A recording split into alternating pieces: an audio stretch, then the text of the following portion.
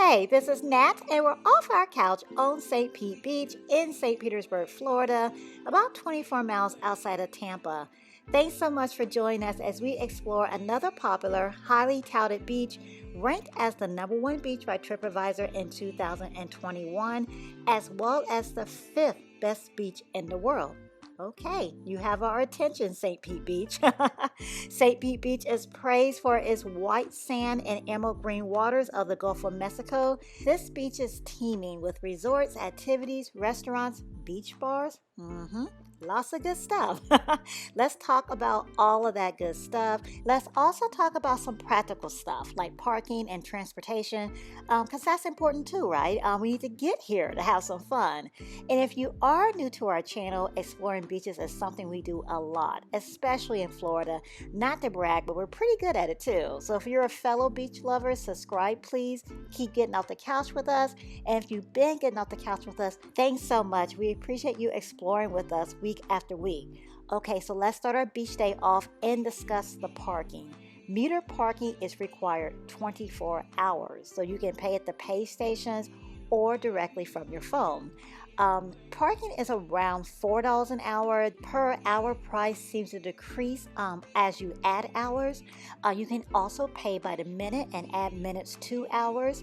Another option, you can take the Sunrunner. The Sunrunner is a bus rapid transit service which travels in its own lane, saving you time and the possible hassle of struggling for a parking spot. I first saw this earlier in the day while we were in St. Petersburg visiting Daddie's Donuts and Delights, enjoying custom made-to-order donuts. Just a preview of all of the mind-blowing deliciousness that's coming up in the Donut Trail, a series that London creates highlighting gourmet donut shops all around the state of Florida. Another reason to keep getting off the couch with us, I'm telling you.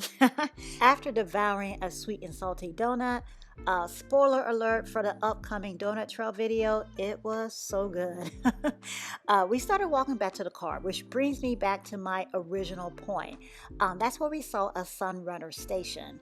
And the Sunrunner has multiple stops along the 10-mile line connecting residents and visitors to popular destinations like downtown St. Petersburg and St. Pete Beach, where we are today.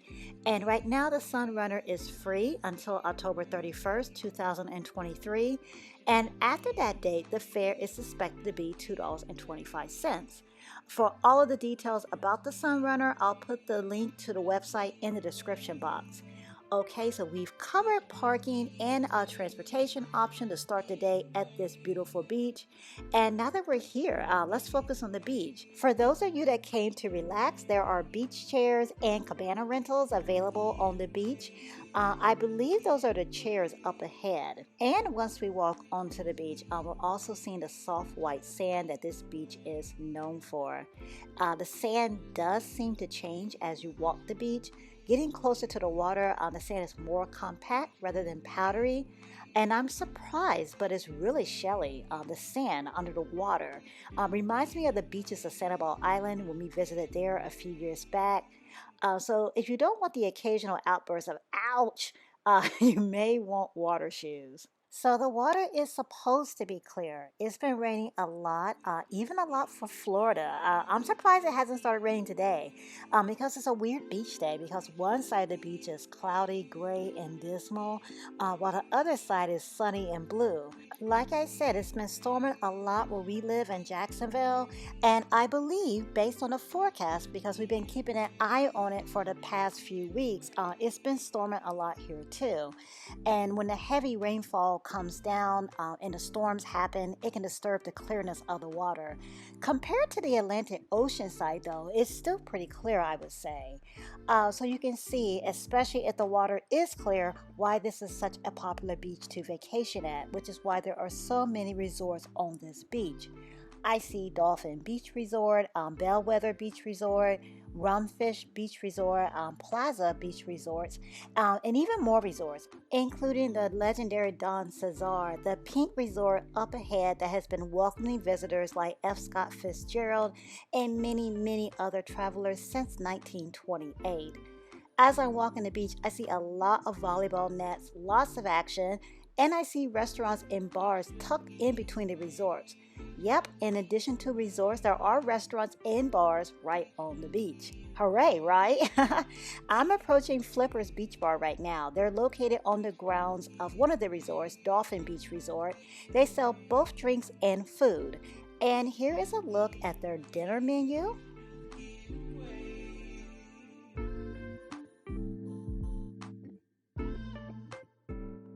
And a look at their specialty cocktails.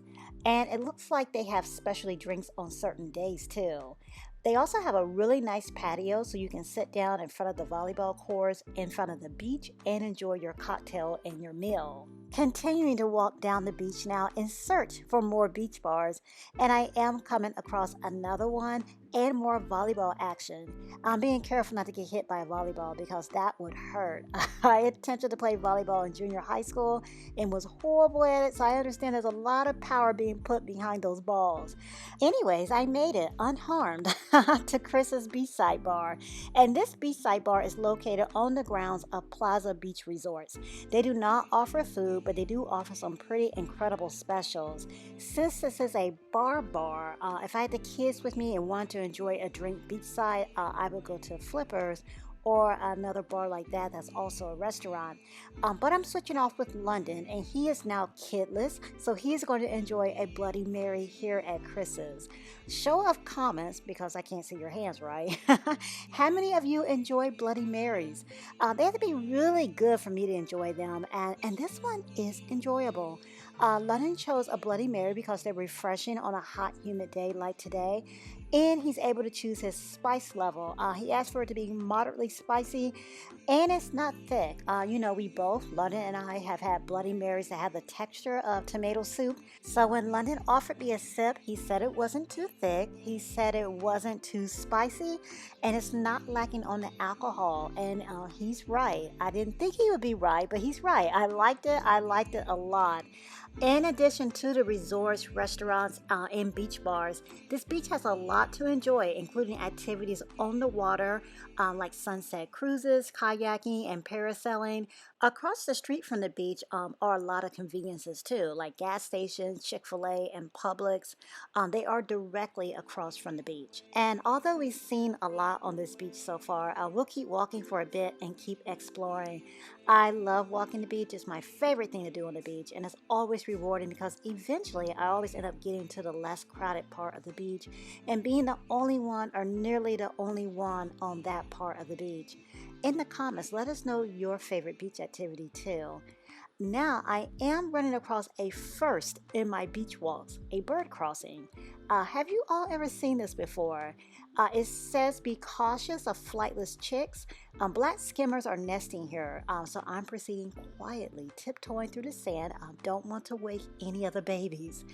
And it is almost time for sunset. We were hoping to get some stunning ending sunset footage, but it's cloudy. Again, we're lucky it's not raining, so no complaints here. We did get a few beautiful shots though of the sun just resting above the beach. So we're just going to enjoy the rest of our beach day as it is. We absolutely loved our time here on St. Pete Beach. It's beautiful. It's really clean too, and we like the beach bars. We definitely want to check out more of those on a future visit. Thanks for checking out this popular top-rated beach with us, and tell us what you think. If you're planning a visit, we'd love to hear that. If you enjoyed this video or found this video helpful with your planning, please hit the thumbs up button. Let us know that. Any experiences on St. Pete Beach, we'd love to hear. And we'd love for you all to experience Busch Gardens Tampa Bay with us next video. So this coming Saturday, we have yet another way to get to Sesame Street. We're visiting our furry friends at Busch Gardens Tampa Bay Sesame Street Safari of Fun. In addition to playing with our friends here on Sesame Street, we're riding the rides, enjoying the show. We're taking you all along with us as we tour this Safari of Fun. So join us please off our couch for an educational, cute, and fun time. Again, thank you for joining us here in St. Petersburg, Florida at the beautiful St. Pete Beach.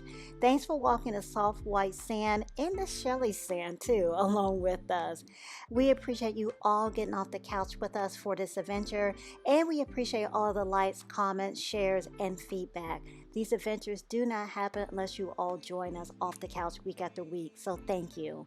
Until next week, click on the video to see another one of our experiences. Thanks for watching.